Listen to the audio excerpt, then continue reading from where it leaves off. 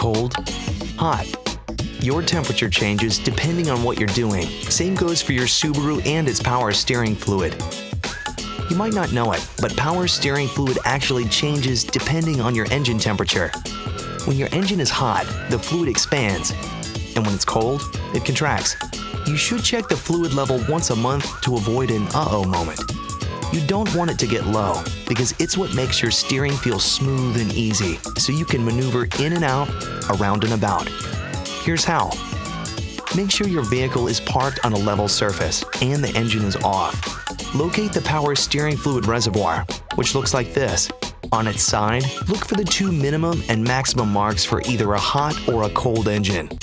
If your engine was recently running, read the fluid level between minimum and maximum for hot. Otherwise, read the fluid level between minimum and maximum for cold. If the fluid level isn't at least between the proper marks for your hot or cold engine, add power steering fluid until it is, and be very careful when pouring the fluid. If your steering wheel is hard to turn, or it makes a high-pitched noise when you do turn, your fluid may be low. The need for frequent top-offs may indicate that your vehicle has a leak, which means it's time to come in and see us. We'll be happy to inspect your steering system, which you should do every 15,000 miles or 15 months regardless, so you can tackle all of life's twists and turns with confidence. We're here to help. Make it last.